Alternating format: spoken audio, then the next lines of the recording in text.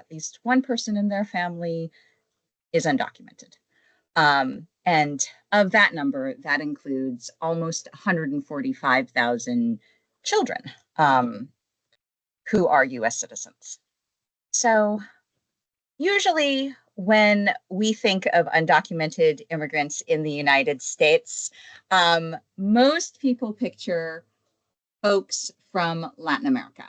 And in the United States writ large, that is true. The majority of people without documentation in the US in 2022 did come from Mexico, Central America, South America.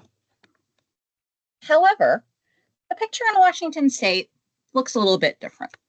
So here in Washington, actually, the largest proportion of people who lack status come from countries in Asia or the Pacific Islands, 43%. The next biggest slice of that pie in Washington as of 2021 do identify as Hispanic or Latino, 39%. Only 14% of undocumented Washingtonians identify as non-Hispanic white. So the vast majority of undocumented Washingtonians are visible minorities, but they may not necessarily fit the assumptions that people have when they talk about undocumented Washingtonians. So thinking about rights in the healthcare setting, the next few slides rely heavily on the National Immigration Law Center, and I will share links in chat after I'm done presenting. But I want to make sure we're all on the same page, that all immigrants have legal rights, even if they don't have legal immigration status. There are a number of resources that explain what to do if you're arrested or detained by immigration. And those resources are available from the National Immigration Law Center in a variety of languages. And again, I'll share those links in chat if you don't already have them after my presentation. Focusing on rights and protections for patients, I think it's important to just reinforce that everyone has the right to emergency care. EMTALA, or the Emergency Medical Treatment and Labor Act, is intended to ensure that everyone, regardless of immigration status or the ability to pay, can access life-saving treatment. The right to privacy. HIPAA applies to everyone. The Health Insurance Portability and Accountability Act does not make distinctions based on immigration status or lack thereof. And that limits disclosure without patient consent. Also, a lot of conversations nationally about this, but the law of the United States still says there is a right to equal protection in the Constitution, and that right applies to everyone in the United States, regardless of immigration status. So as healthcare providers, you also have rights. And the Physicians for Human Rights and the National Immigration Law Center, or NILC, collaborated on a number of documents to outline ways healthcare providers can protect patient rights and their own rights. So I do want to highlight a few things. The first is that immigration enforcement power is limited by the Fourth Amendment. So there are constitutional protections against unreasonable search and seizure, and whether a search is permissible really does hinge on whether an individual has an expectation of privacy. Healthcare providers have no affirmative legal obligation to ask about or report to federal immigration authorities about any patient's immigration status. And thirdly, immigration agents can enter public spaces of a healthcare facility without a warrant or with the facility's consent, and they can question people. However, people still have the right to remain silent. And that is a very salient right that we will talk more about.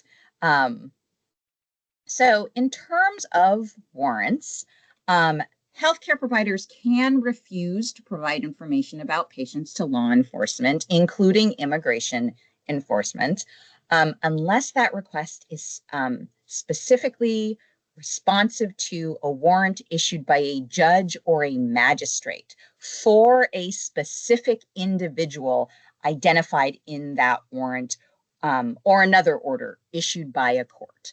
So there are many resources that outline all the specifics, but it's always important to make sure, if you are presented with a warrant, to make sure your address is listed. Make sure the date is correct and it is a current warrant. Make sure there is a specific person identified. Make sure a judge signed it. That those are the elements that are required to make a warrant valid. Immigration warrants are more vaguely stated, and immigration warrants hold less power in terms of what they can ask of you as a provider. So keep in mind that as healthcare providers, there is that distinction between public and private. Whether someone has an expectation of privacy is key. So if something is in plain view in a public area, that's fair game. So papers, files that are visible from the visitor side of reception, those things are considered in plain view. However, if they don't have a warrant, they may not be able to move an object into plain view. So it's really important to make sure that you're being cognizant of what is in plain view. It's also important to remember that that plain view doctrine extends to plain hearing. If officers overhear something without assistance, so, if not using a listening device, they're just standing in a public place. If they overhear something that comes from a private area, that is also considered in plain view. Again, as a reminder, to enter a private area of a healthcare facility, officers need a warrant or consent from someone who's authorized to give that consent. I can find a policy for the prescription assistance program. What policy? Like, Sorry, did someone have a question? No, I believe they muted themselves. So Okay. yeah. Great. So I'll move on to the next slide. There are things you can do as healthcare providers to help reassure patients during this very scary time. Please proactively reassure patients, remind them that they have rights. You can also keep an ear out for rumors in the community. I think this is a really scary time for a lot of people, and it is important to be cognizant of what people are saying and to try to quash false rumors. There are a whole host of Know Your Rights resources. As I mentioned, Milk has resources. Other community-based organizations have produced translations of Know Your Rights cards in 23 languages. You can display or distribute Know Your Rights resources. And you can also make sure that the institutions you work for are prepared and protect against inappropriate enforcement.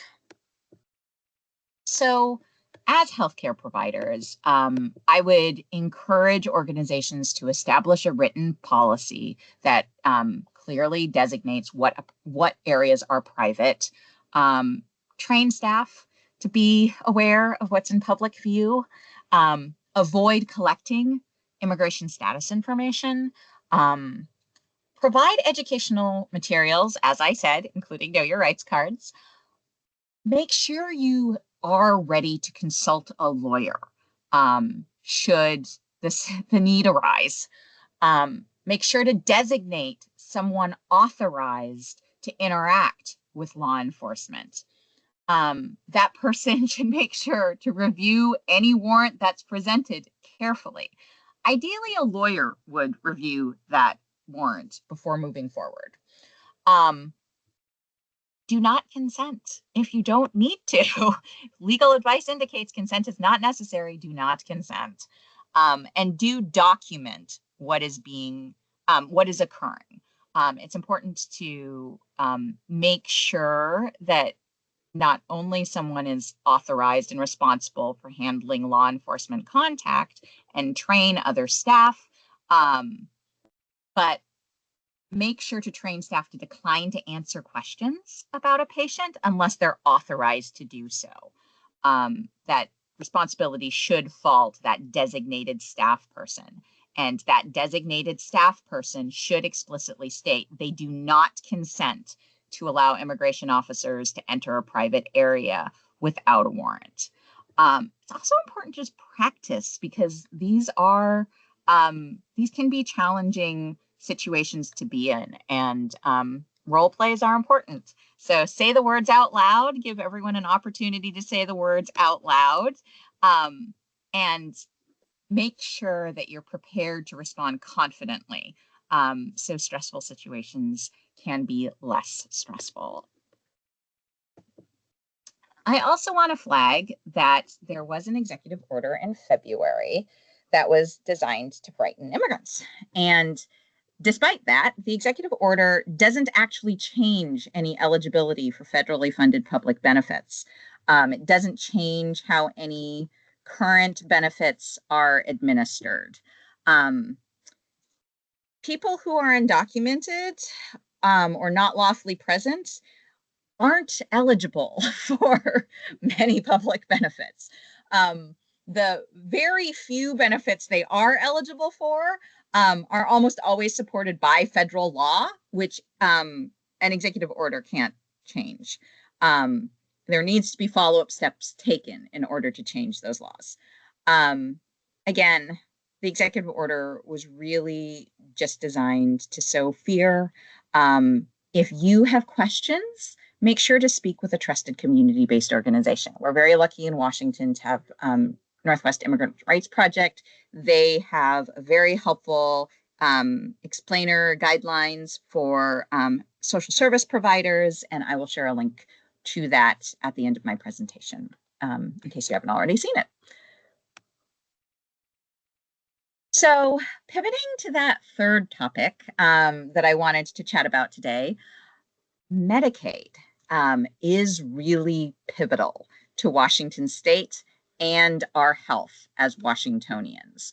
So you all may already know this, but 1 out of every 4 people in Washington depends on Medicaid to get health coverage. 1 out of every 3 babies born in Washington is covered by Apple Health or Medicaid. Nearly half of the kids in Washington get health coverage thanks to Medicaid. And Medicaid makes up 1/4 of our budget in Washington State.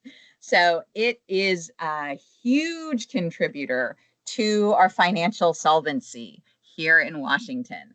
It's important to keep that in mind because currently there is an active conversation in Congress about potential cuts to Medicaid. And I want to run quickly through what we know about those cuts in this moment. So there are many, many things that the federal reconciliation bill aims to do. The bill that the House introduced has lots of provisions that touch a whole bunch of different things, but I want to focus on the ones that are most salient to Medicaid. So the first threat is that the bill proposes dropping adults who don't fulfill red tape requirements for reporting about work. Work requirements have been demonstrated to not necessarily root out people who aren't eligible, but more often than not, dissuade people who should have coverage from getting coverage and create challenges for people to maintain coverage. For example, in Georgia, this sort of prerequisite limited participation after its 20 months after its introduction, only 7,000 individuals out of an estimated pool of 345 eligible individuals enrolled. The reconciliation bill also proposes slashing the 3-month retroactive coverage period to just a month. The retroactive eligibility period is really important to protect low-income individuals from medical debt. It also mitigates adverse health outcomes and is really key in ensuring financial stability for hospitals and safety net providers. Slashing the retro period to a month could actually lead to the closure of many rural hospitals. The reconciliation bill also proposes imposing out-of-pocket costs for Medicaid employees. Remember, you have to be very low income to have access to Medicaid. So mandatory cost sharing for adults with incomes over 100% of the federal poverty line means that states could ask for $1,000 in cost sharing from individuals who are only making $20,000 a year. Research has demonstrated that even low copays substantially reduce access to needed care. So we are concerned. The reconciliation bill also proposes increasing bureaucracy through more frequent, doubling, in fact, the frequency of eligibility checks. This is really burdensome and actually will be burdensome for administration as well as individuals, basically designed to cut eligibility. Another provision the reconciliation bill proposes is reducing the limits on home equity for people with disabilities, which just seems cruel. So there are more. I'll go through these quickly. The reconciliation bill proposes repealing federal rules that were designed to strengthen and streamline the eligibility and enrollment process for Medicaid savings. These rules were based on lessons learned from the pandemic and basically will make it more difficult for seniors to receive health with rising Medicare costs. This provision is estimated to likely result in 1.26 million fewer people having access. The reconciliation bill proposes defunding community reproductive care providers, basically a provision that targets Planned Parenthood. That's especially important for rural areas because over 60% of Planned Parenthood clinics are located in areas that are considered rural or medically underserved, or areas that already face provider shortages. They're often the only affordable provider with expertise in sexual and reproductive health in these areas, and not only provide contraception and STI tests, but also cancer screening. The reconciliation bill proposes to ban gender transition procedures for people under the age of 18. This would prohibit coverage of treatment of gender dysphoria as an essential health benefit, which could limit adult access as well. That would apply to qualified health plans sold through the health plan finder, as well as small group plans and Medicaid alternative benefit plans, which cover many Medicaid expansion adults. There's another provision in the reconciliation bill to ban state legislation and regulation of artificial intelligence, which is problematic because all Medicaid enrollees are exposed to AI decision-making in some way, and these tools are frequently used for eligibility and enrollment decisions, prior authorizations, and we all know AI is changing quickly, so banning any ability to regulate for a decade seems like a significant overreach that will likely create challenges for people, especially those living with disabilities. So these two slides have been titled Federal Threats to Medicaid Top 10. Those of you keeping count, we've covered 9. The other major threat in the budget reconciliation bill is it proposes doubling the state cost for Medicaid expansion in states that provide state-funded health coverage to immigrants without documentation. So that would include Washington. We're one of the 14 states that feels it's important for everyone to have health access. You all are probably aware that this year, Washington is estimated to face a $16 billion state shortfall. The operations budget bill is sitting with the governor right now, and we're eagerly waiting to see whether he signs it or whether he makes line item vetoes. But if the budget reconciliation bill moves forward as is, there would be an additional $687.5 million hole in Washington's budget, which we as a state would really struggle to backfill.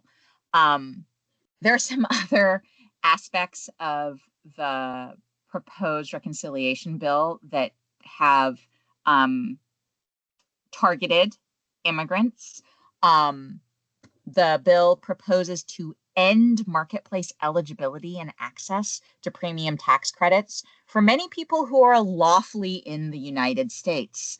It also proposes terminating marketplace coverage for people who are lawfully present with incomes below 100% of the federal poverty level. Finally, finally for this slide, it proposes ending marketplace coverage for people with deferred action for childhood arrivals. So lots of bad news in the proposed budget reconciliation bill.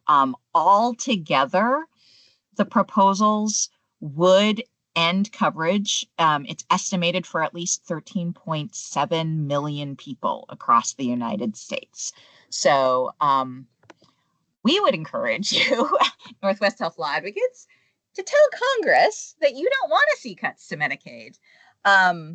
There are over $700 billion in proposed cuts specifically to Medicaid, and the impact of that does vary by congressional district. So if you can see the orange outline, the 5th congressional district, which includes Spokane and everything on the easternmost side of the state, 1 out of 3 people basically gets health coverage thanks to Medicaid. And if you work in that area or live in that area or connections to that area, would encourage you to tell your Congressman Baumgartner that you oppose cuts to Medicaid. Similarly, in Washington's 4th congressional district, where Rep. Newhouse represents folks, almost 2 in 5 people would lose health coverage if there were cuts to Medicaid. There is a community effort to encourage Representative Newhouse to say no to cuts to Medicaid. If you're interested in connecting with that effort, centrallawfamilies.org is a great place to learn more and get connected. So the federal Medicaid funding in Washington was $12.8 billion in 2023. That's about 57% of all federal spending to Washington, which is a pretty big bite. And you might be asking yourself, why are cuts to Medicaid being proposed?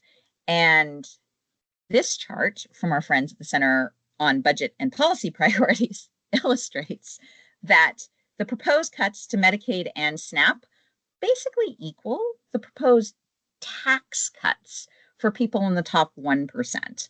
It's all told just over $1 trillion. for billionaires and corporations, and that would largely come out of benefits for the most vulnerable people in our country. So Northwest Healthful Advocates thinks this is bad. And if you think this is bad, would encourage you to take action. So now we're going to pivot to some more positive news. Here in Washington, we have spent a lot of time trying to work towards better coverage for all Washingtonians. This slide also, I think, really illustrates that advocacy requires persistence. This is a marathon, not a sprint.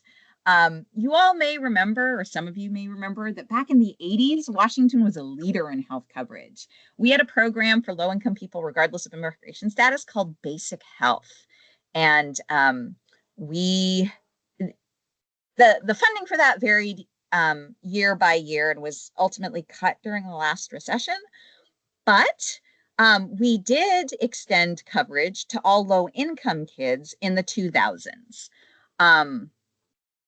Advocates, slowly worked to build back coverage for adults in the intervening years. We expanded family planning coverage. We tried to pass the postpartum extension. It got vetoed. There actually was a postpartum extension eventually passed. There were attempts to introduce bills for parity for all Washingtonians. That bill didn't get a hearing, but did prompt the legislature to direct state agencies to pursue a 1332 waiver and a, quote, Medicaid equivalent program. So we'll talk about that 1332 waiver, which launched in 2023. So as of last plan year, all Washingtonians can use their own money to shop for health coverage on our state exchange. Doesn't sound like a big deal, but we are actually the first state in the country to do this. While undocumented immigrants generally cannot access federal premium tax credits, Washington does use state funds to provide some premium assistance. And overall, that has meant that about 105,000 of our neighbors, family members, community members can shop for health coverage on Health Plan Finder, though certainly affordability is still a barrier. So this slide is sort of the more recent timeline. And given those affordability challenges, I just want to remind folks, you may already know this, but there are a number of programs that are open to people regardless of immigration status. Apple Health for Kids, Apple Health for pregnant people, which includes after pregnancy coverage for 1 year postpartum. Hospital charity care is fantastic. Washington has robust laws, which means that basically half of the people in Washington can get free or reduced care. So if you ever find yourself in the hospital, make sure you fill out the financial assistance form. It can help with copays and deductibles. There's also the emergency care program, which is for people who aren't eligible for Apple Health if they have certain health conditions. It is limited to people with incomes up to 138% of the federal poverty level. So that existed prior. In November of 2023, that is when Health Plan Finder opened to everyone, and that included people with incomes of up to 250% of the federal poverty level who are undocumented are eligible for up to $250 a month in state premium assistance to purchase Cascade Care plans. Last July, less than a year ago, our Apple Health Medicaid-like program finally launched and started covering folks. This past autumn, people with DACA and certain other immigration categories became eligible for advanced premium tax credits, so their access to qualified health plans became much more affordable. And today, we are nervously waiting for Governor Ferguson to either sign the budget that the legislature passed or line item veto certain items. He has until the 20th. So we are also very nervous about what's happening at the federal level, as we discussed on the past few slides. So speaking about the anxiety that may be prompted by the federal government, I want to make sure to emphasize that when Washington negotiated our 1332 waiver, letting everyone shop for health coverage on our state exchange, the Health Benefit Exchange actually negotiated a protective privacy provision that said the state's only going to hand over aggregate data to CMS and the federal government. No personally identifying information is being shared with the federal government from information collected due to our 1332 waiver. I do also want to point out that there are a number of privacy protections in federal benefits programs.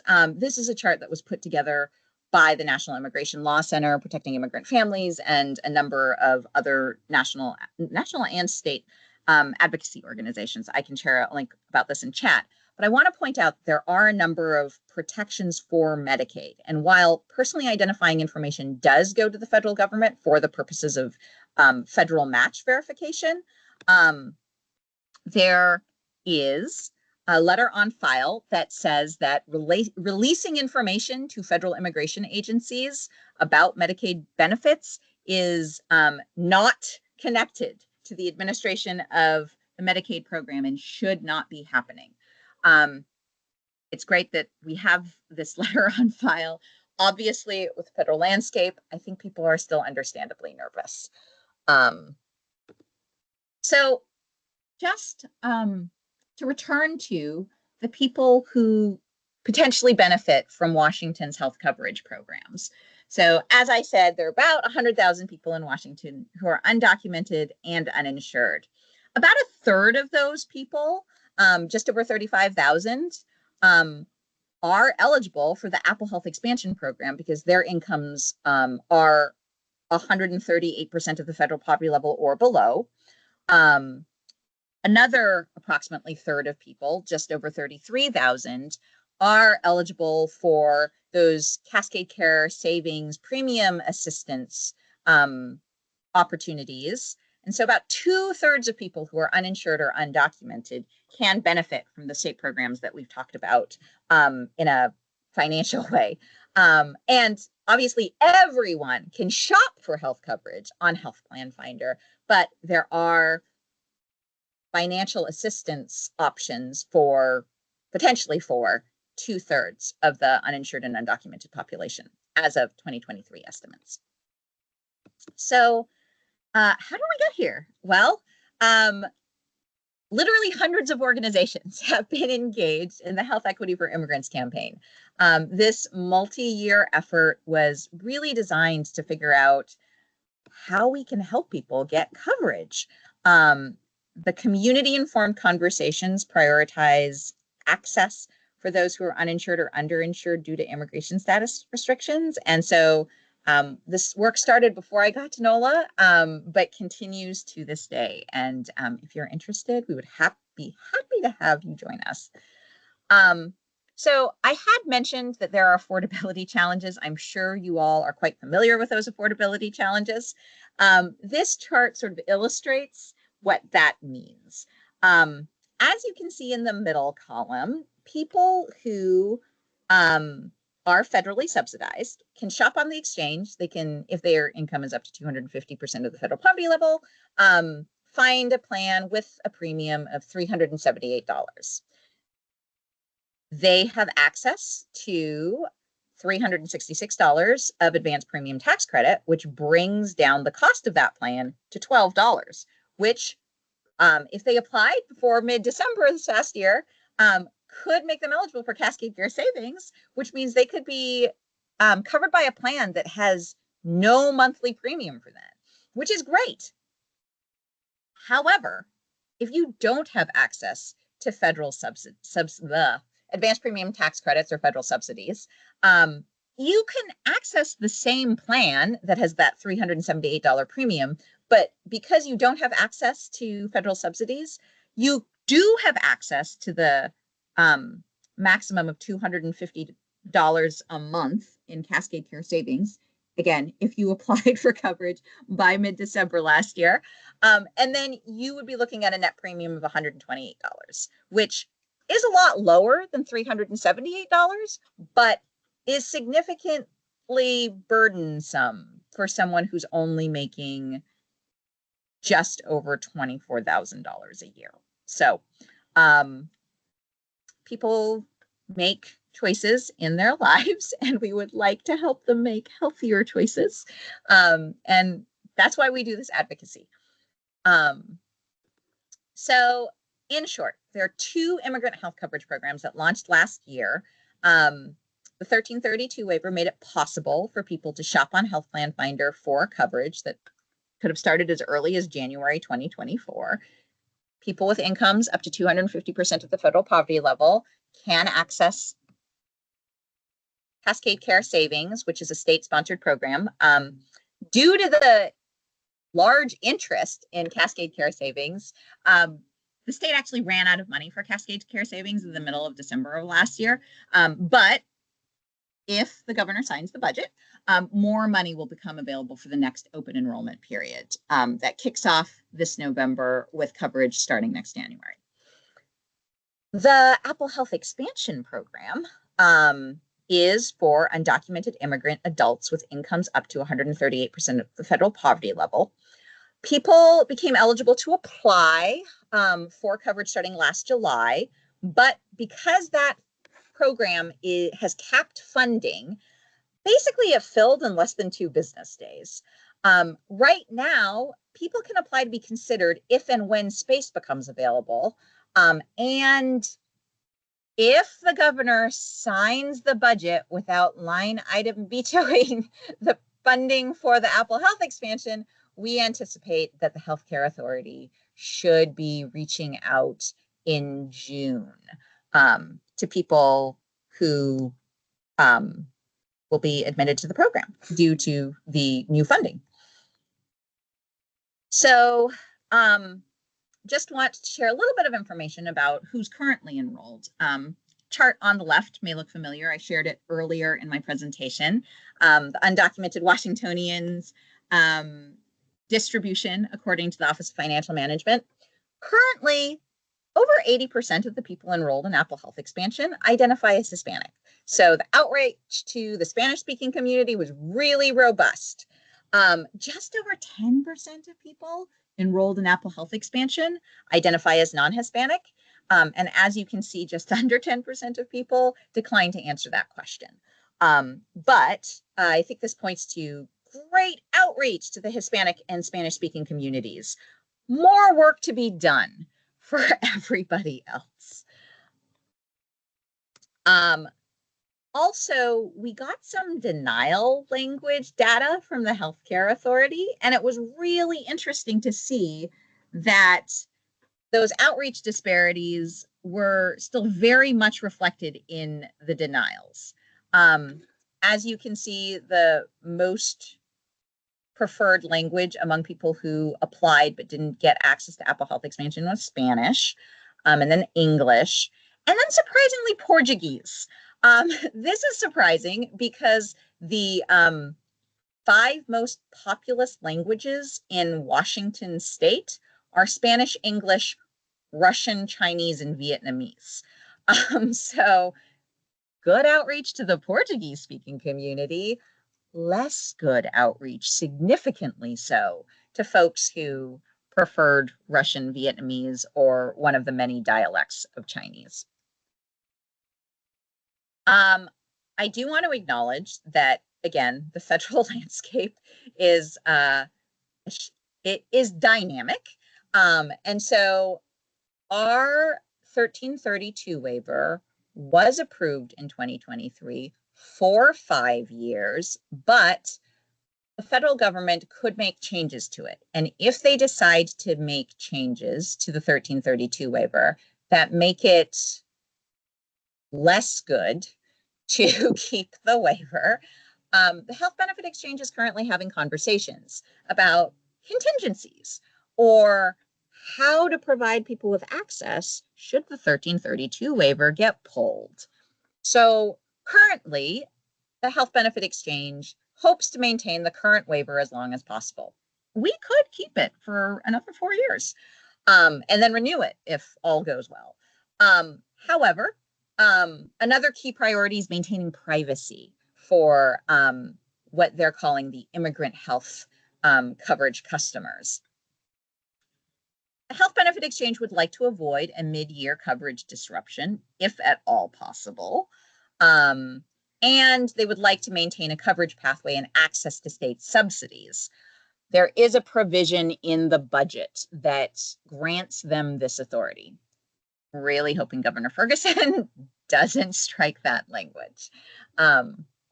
So what can you do with all this information?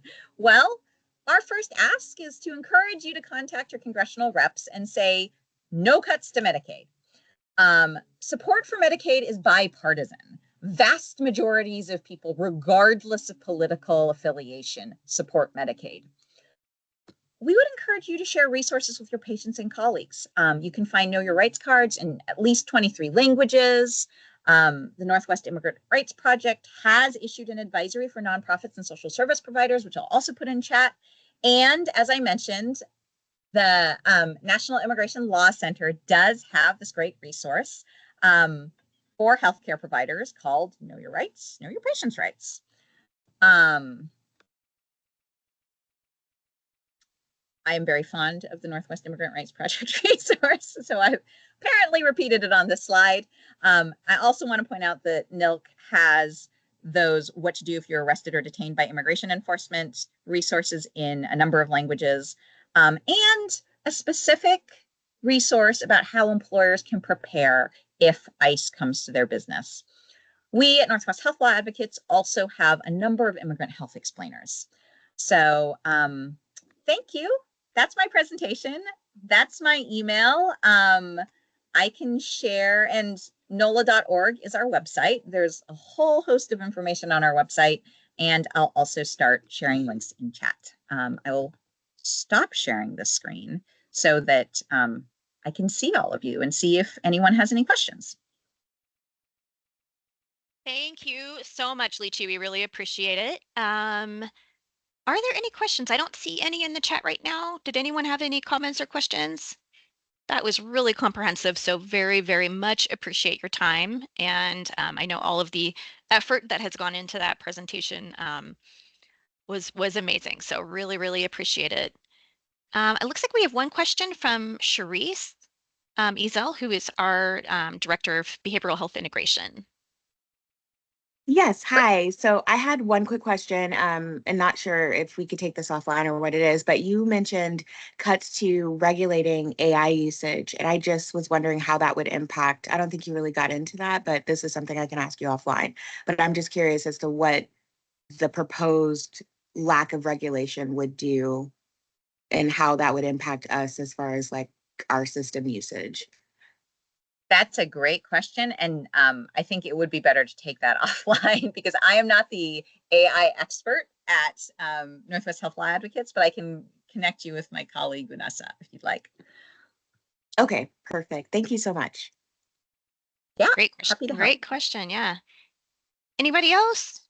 Lychee, Gary Rendell here. I just want to say that I hope and I actually anticipate that after your presentation today, if you were to measure the traffic to your website, it would be going up exponentially today as a result of the wonderful words of wisdom that you've shared and the data and the resources available. And if folks haven't already kind of started to plan for that, please, I encourage you all to spend some good time on NOLA's website. So thank you. Thanks so much, Gary. And yeah, people should feel free to reach out to me by email or phone. I respond to emails usually within 2 business days and phone if I'm not in another meeting. So thank you all. And I'll stay on to drop a few more links in chat, but really appreciate all of your attention and interest. Thank you again. We really appreciate it. Yep. And if there's any questions, feel free to reach out. That was amazing. All right. I am going to jump into some really kind of nuts and bolts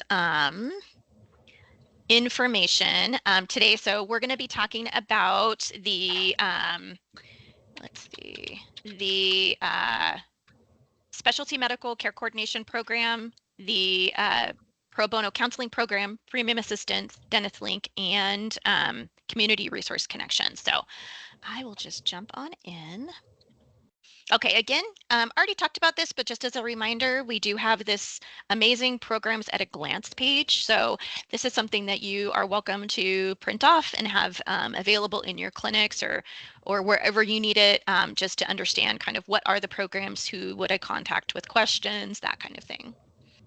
Molly, the only quick commercial that I wanted to give on that slide is that we are continuing to look at both program expansion and geographic expansion. Right. So if folks hear through your networks of needs in other communities and in other service areas that you see on the far left, certainly let us know. That's how Project Access got started and how we will continue to grow. Yep. By responding to community need. Yep, absolutely. Thank you, Gary. Appreciate that. Okay, so what's new in medical and specialty medical care coordination? So we have expanded to Lewis and Thurston counties. At this time, what is offered in Lewis County is general surgery and OBGYN. In Thurston County is cardiology, cardiovascular surgery, and OBGYN. We also did expand premium assistance to Spokane, so I have a much larger presence there as well. So if you have any questions about these two expansions, let us know.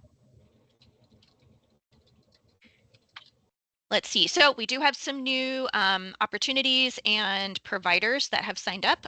Two of note. One is the outpatient clinic at Swedish Cherry Hill. So they do not do kind of rash and psoriasis dermatology, but they do other types of dermatology like lipoma removal, mole removal, etc. They do accept Medicaid. So we can send patients there. And we also have a new retinal surgeon. Our current retinal surgeon retired, and so we were really worried about that, but we did get another one who was willing to sign on, so super excited about that.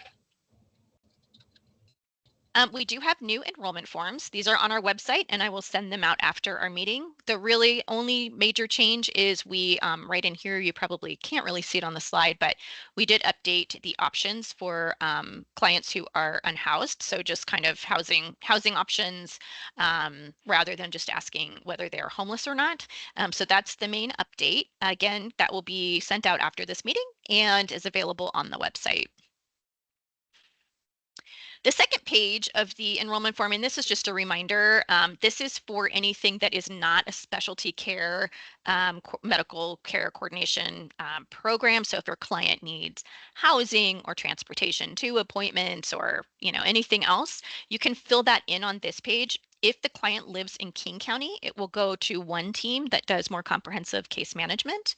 If it goes if they live outside of King County, we will still refer them to Unite Us and manage it that way. There's a little bit less control over that and a less case management, but we still do have resources for that. This page does not need to be used for anything medical, so this should just be for anything outside of that medical care coordination referral. So general reminders, if a client had L&I, so and then they used the benefit up, but they still need services, if we can have something showing that that benefit is completed, we can accept that referral. So a common example of this is somebody who maybe was in a car accident or had an accident at work. They used up their benefit for PT, but they still do need PT. We could accept that referral. We just need documentation stating that the L&I benefit is completed. And as a reminder, Project Access providers are not willing to see any clients for second opinions. Any questions on any of that? Okie dokes.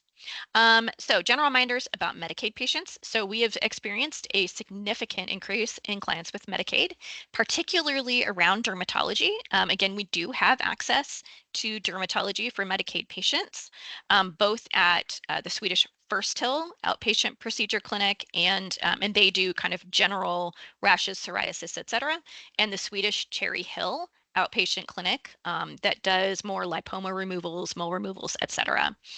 So feel free to send those referrals over, but please note if a client, if a procedure or service would not be provided by Medicaid, we cannot provide it either. So if a client wants something that Medicaid won't provide, we are not permitted to provide that either.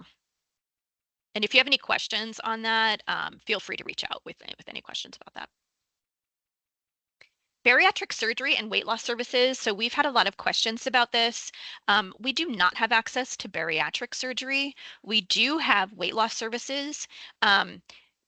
The procedure to get scheduled for Swedish weight loss services is the client must be able to text the provider.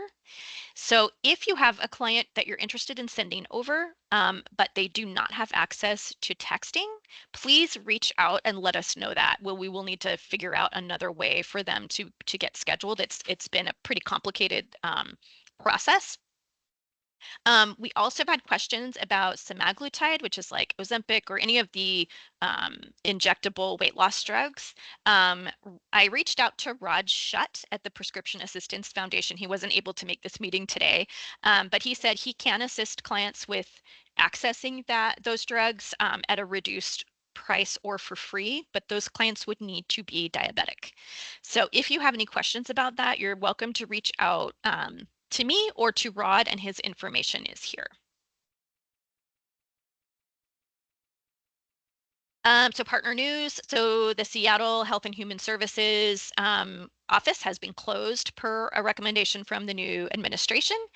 And the Caravan program, which was like a mobile vaccination and other services clinics, are going to be operating through June, and then they're closing due to funding cuts.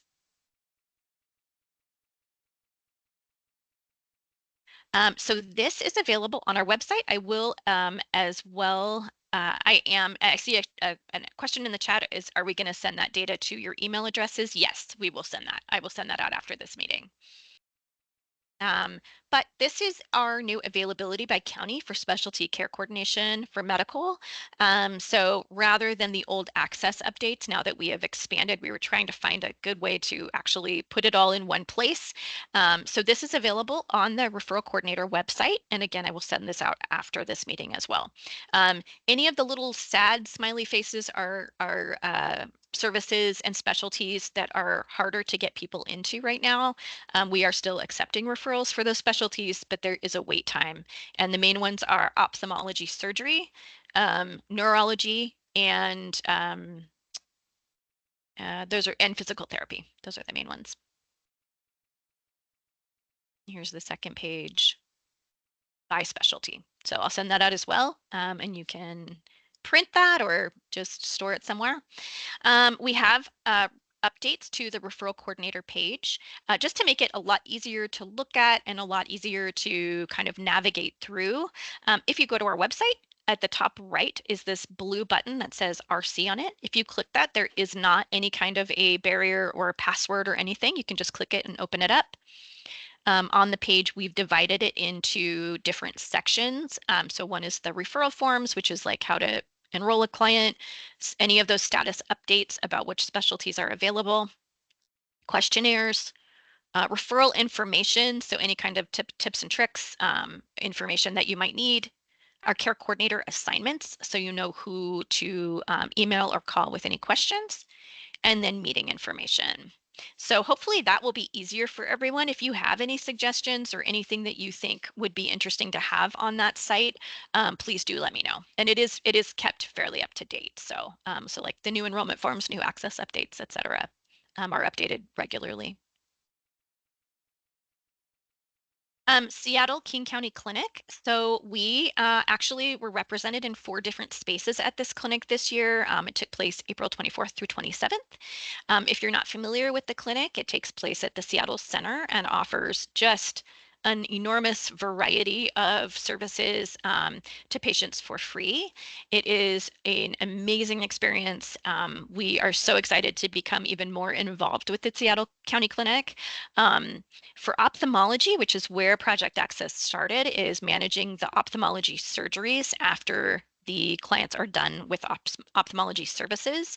And so this year we received 142 referrals for op surgery and divided those referrals between the University of Washington, Eye Institute, and Kaiser, depending on the patient's insurance status. And we are still working on getting all of those patients scheduled.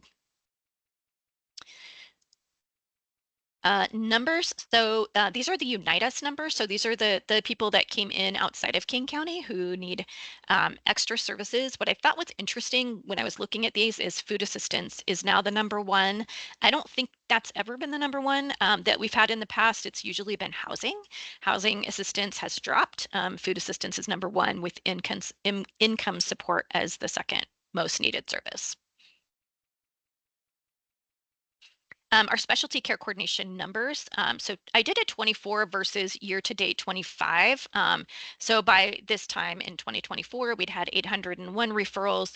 As of this year, we've had 882 as of yesterday. I will say they are rolling in very quickly. So we have more in our review section than I've seen in months.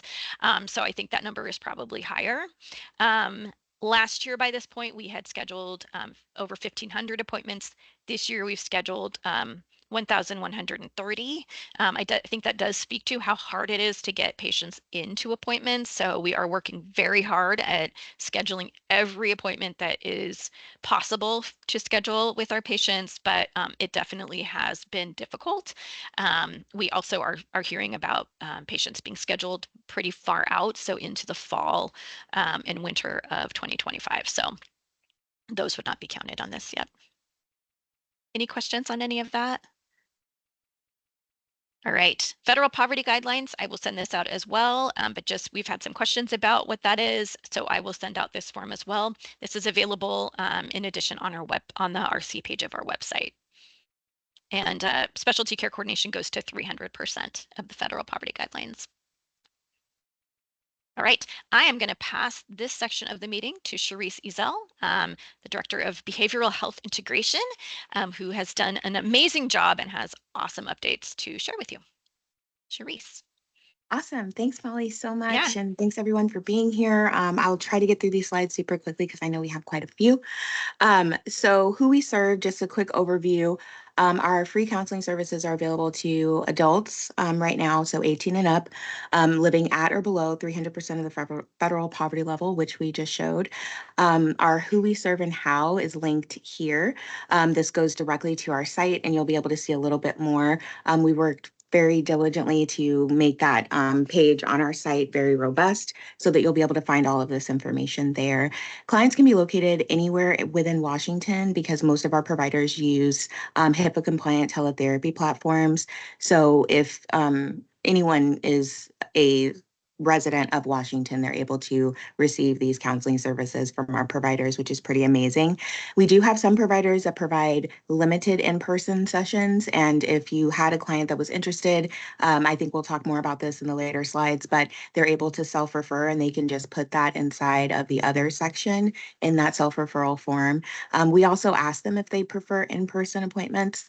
In the event that they do, then I would connect them with a provider that may be able to provide that for them. But that is on a very limited basis at this time. We do make sure that they do have access to a way to be able to see their therapist, and we'll walk them through that process if need be. The benefits to the client are pretty amazing. So obviously they get free access to high quality mental health care, tailored therapy services that are provided by licensed professionals, students, and interns. And the most amazing part of this is that there's no prescribed session limit. So the needs of the client are what supersedes all. So they would work with their therapist or a clinician and determine based on their treatment plan how many sessions they would be in need of. of and go from there. Again, the sign up process is very easy. That's another thing that we are very excited about. Our web form, again, is this link here, and I know these slides are going to go out. They can simply sign themselves up. If you do support them in filling out this form, takes about 5 minutes. Please be sure to put yourself as a contact within that form. In the event that we're not able to reach the client, we may reach out to you, and that allows us to be able to do that. If you're not listed there, then we will have to keep trying with the client. And we do 3 outreach attempts because our services are so limited.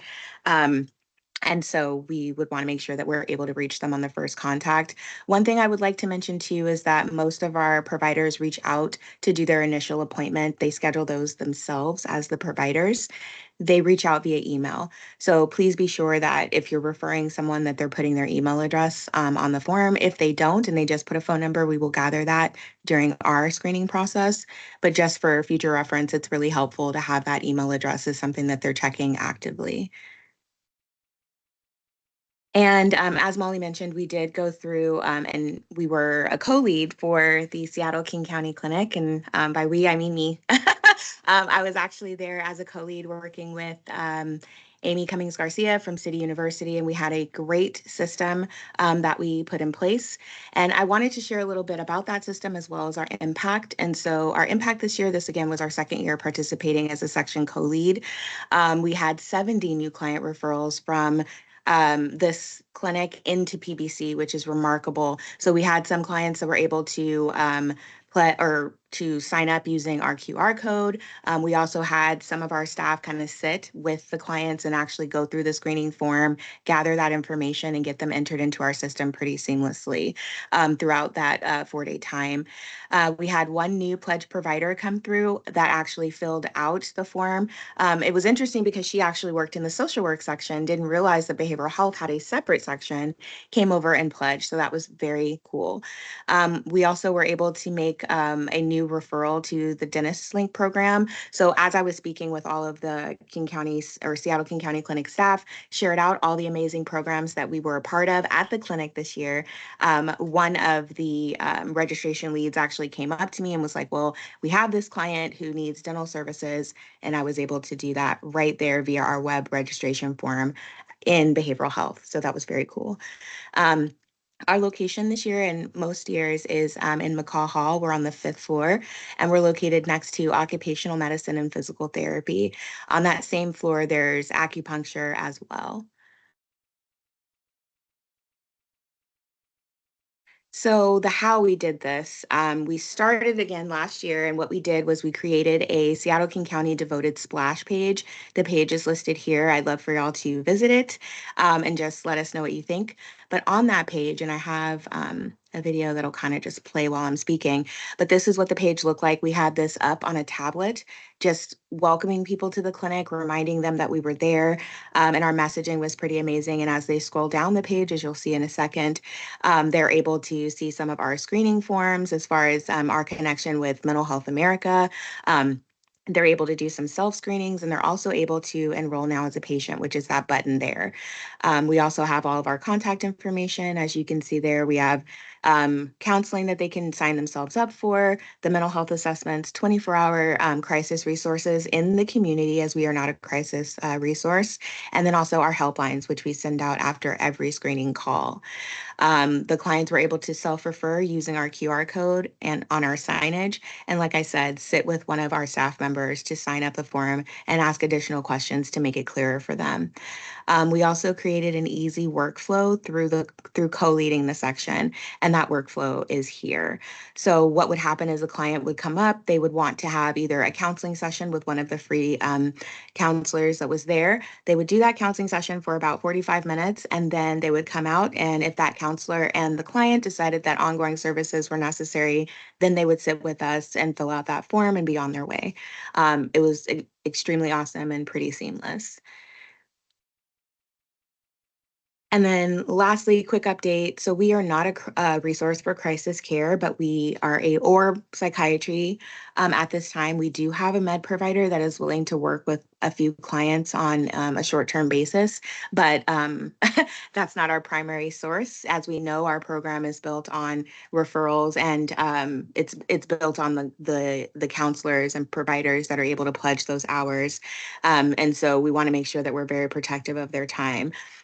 And so we do have on our site the crisis resources listed. If they do call in and they are in crisis, as I've spoken about before, we have an internal crisis protocol. We will support them through that. And then once they have stabilized, because we have a follow-up kind of process, we will go ahead and get them enrolled in our program post stabilization from said crisis.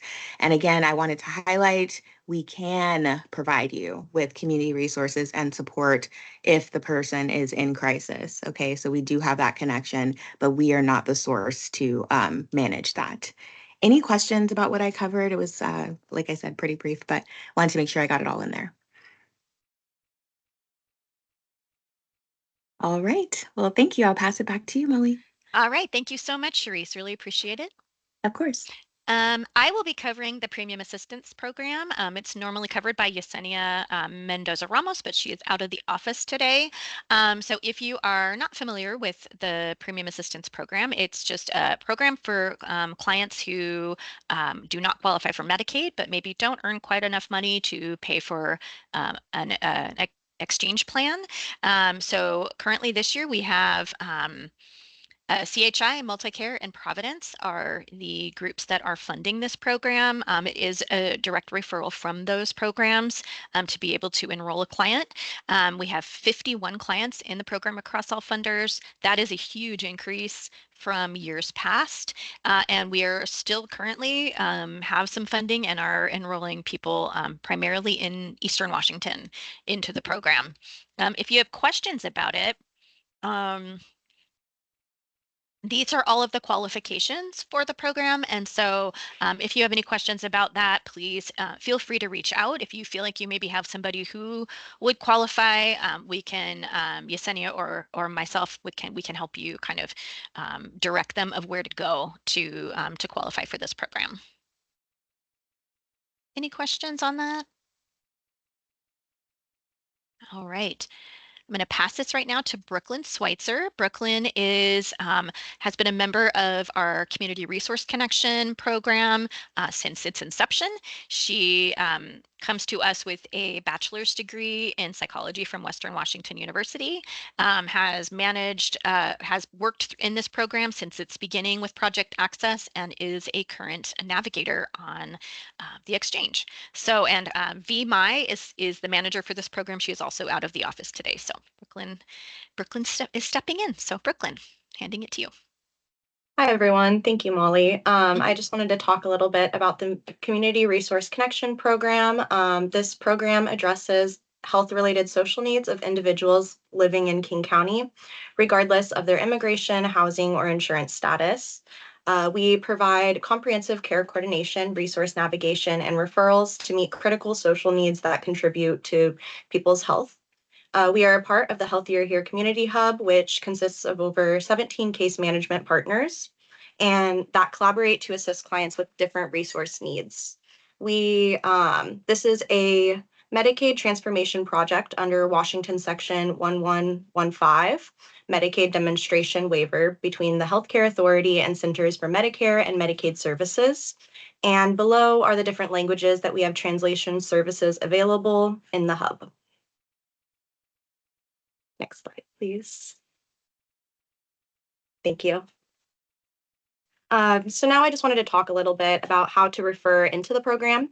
You will want to go onto our website and navigate to programs and click the Community Resource Connection from the dropdown.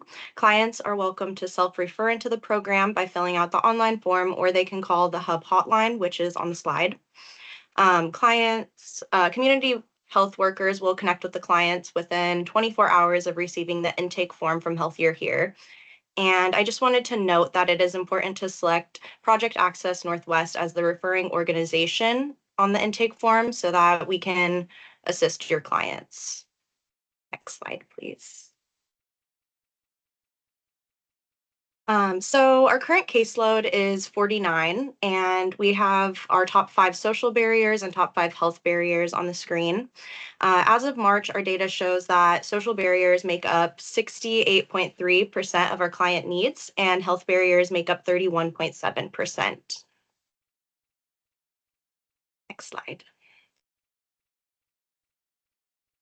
Thank you. And then at the Seattle King County Clinic, we spoke with hundreds of patients over the 4 days that we were there. This was our first year participating, and our table, we weren't just at our table, we were mobile and going to where the different patients needed us there.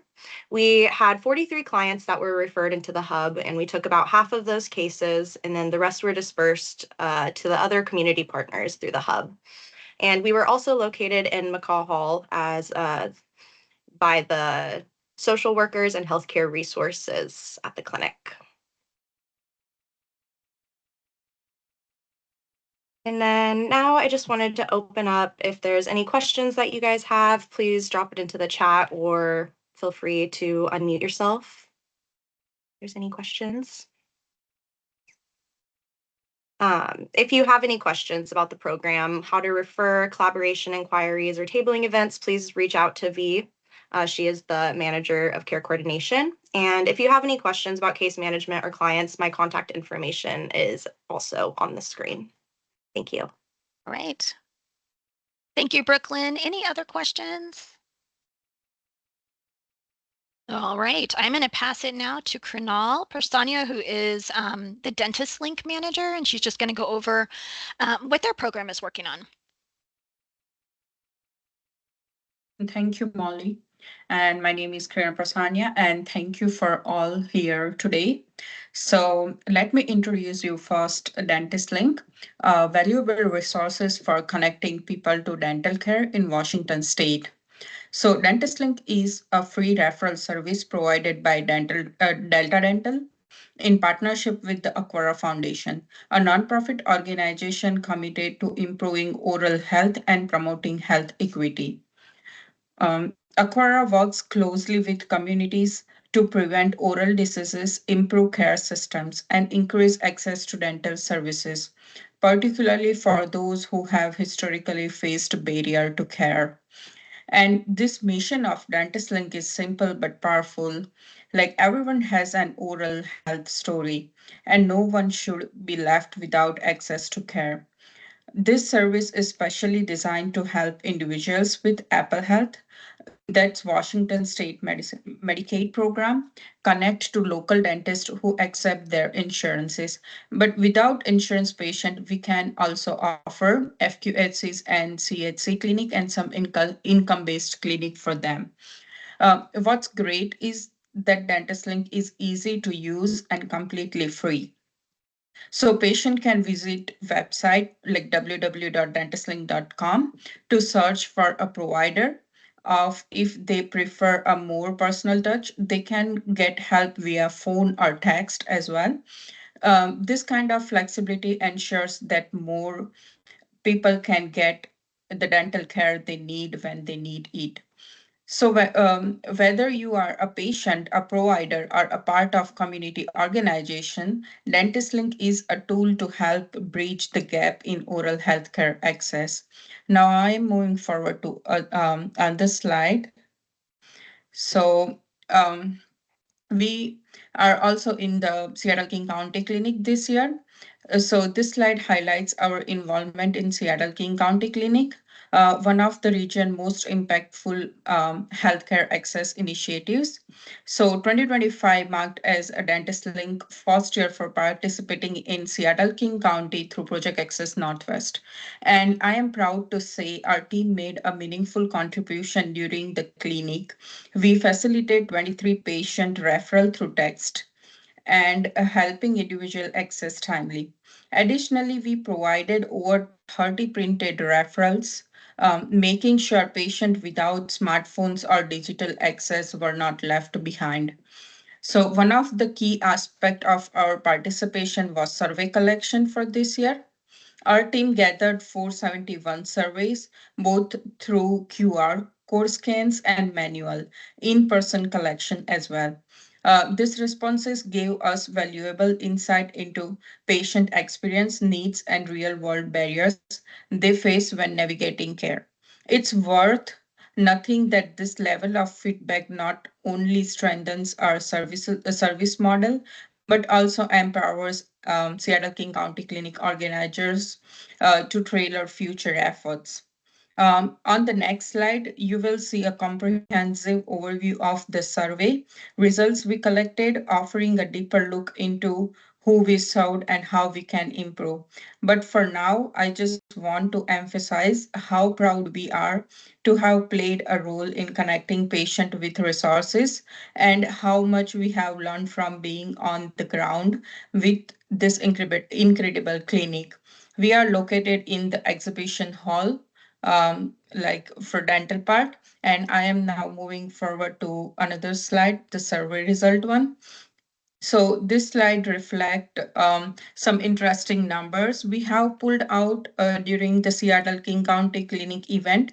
We conducted a total 471 surveys, as I mentioned earlier. And I know it's hard to see in this slide because I squeeze all the survey result in one slide, but I am explaining now. In this survey, the very first question we asked patient was about what kind of dental treatments they were seeking in the Seattle King County Clinic. So the majority, around 35%, came for routine clinic, almost to 86 people, followed by the filling at 27%. It's almost 225 people, and crowns at 14%. It's 113 patients, and extraction at 11%, almost 94 patients, and for root canals 9% and dentures are 7%, and other procedures are for 7%. And other question was, we asked about dental insurance. Striking of like 79% of respondents, almost 366 people, said they did not have any coverage for dental insurance. Only 13% had dental insurance, and while 9% were unsure whether they have dental insurance or not. So I'm moving forward to our third question. Third question was, are any particular barriers to receiving dental care outside this clinic that you have facing? So barriers to accessing care were also revealing. Cost was the most cited obstacle, mentioned by 82%, almost 380 respondents. And lack of insurance followed by 49%, almost 225 peoples. And 11% reported limited availability of appointments, and smaller percentage cited transportation, around 6%, and language barrier, around 4%, are other issues. And another question was, as for outreach, most people, like almost 51%, heard about the clinic through friends and family, and social media and online searches together made up 40%, and only 3% came via medical referrals. So our last question was, as for outreach, most people, um, 77% of respondents, almost 360 individuals, said Seattle King County is their main source of dental care. It's very surprising for us as well. And this emphasized the critical role the SKCC event plays in bridging gaps in the community's dental health system. So this survey took only 5 minutes to fill all the clients. So it's very easy to fill, and we got very good response for the surveys. And now I'm moving forward to another slide. So let's talk about our care coordination services. A vital part of ensuring patient receive timely and appropriate dental care. When patient need support beyond general dentistry, perhaps a referral to a specialist, or help navigating their care options. So our care coordinators step in to help. They are accessible by text or phone, making it easy and convenient for patient to reach out whenever they need assistance. Once contact is made, a referral specialist will respond, and they are unavailable at that moment. They will follow up as soon as possible. And when they connect with the patient, they will ask few basic questions like the patient first name, last name, age, their location, and what specific dental needs they are experiencing. So with that information, they will match the patient to a provider that fits, and whether that's a general dentist or a specialist. Another important feature is language access. For patients who are not fluent in English, we offer interpreter services to ensure clear communication and full understanding throughout the referral and the care coordination process.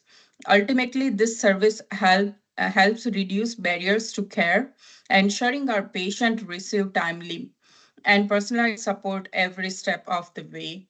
Um, Now I'm moving forward to another slide. It's our staff information. So this is my information, Krial P at projectaccessnorthwest.org. You can contact me anytime in this email address or in this contact information as well. This Ivan and Alendra is my teammates. They are doing referrals by text and call. So you can contact them as well anytime. And please reach out with any questions anytime. So I move forward to another slide.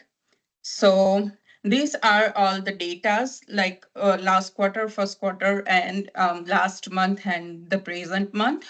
So in 2024, last quarter, almost we provided 2,997 clients. And in 2025, first quarter, numbers are jumping, like we provided 3,803 clients. And April 2025, we provided 1,140 patients. And in May 15th, till May 15th, 2025, we provided 556 clients. And total, we provided 7,940 clients throughout the year. So I am jumping on to another slide. And let's take a closer look at the recent change cited to Apple Health Dental. So first, the adult dental reimbursement rate has been significantly reduced.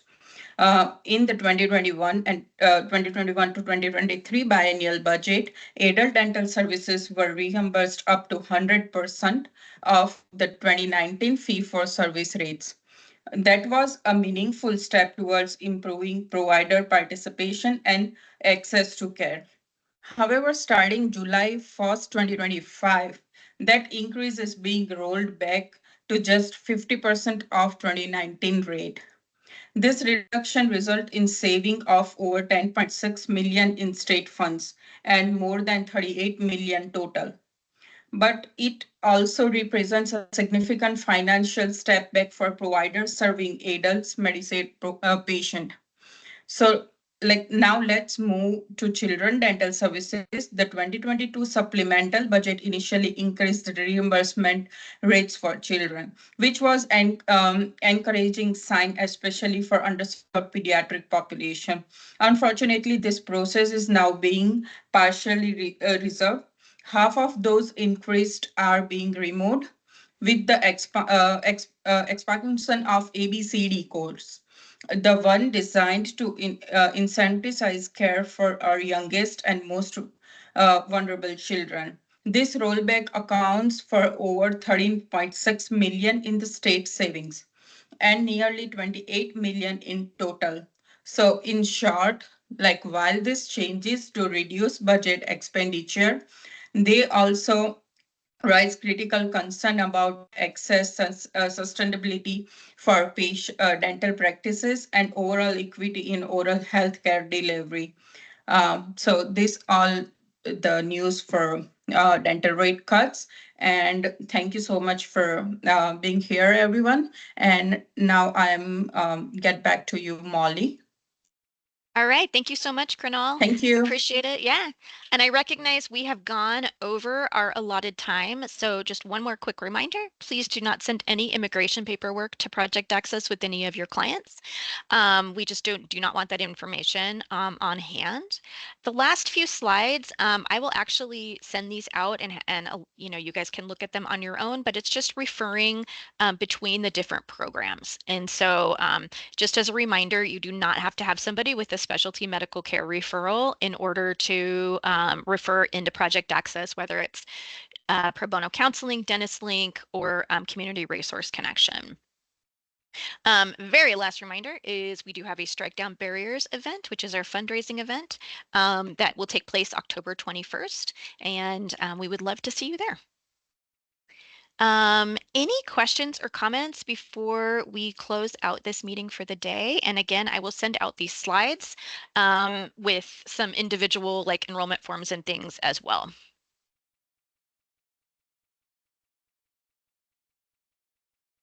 All right, nothing.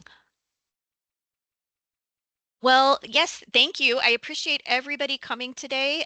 Please save the date for the next referral coordinator meeting, which will be November 14th at 10 o'clock. And thank you to all the speakers. I appreciate everybody's time today. And again, if you have questions, please feel free to reach out. Thank you. Thanks, everyone. Bye-bye. Thanks, everyone. Bye. Thank you so much, everyone. Bye. Bye. Thanks, everyone.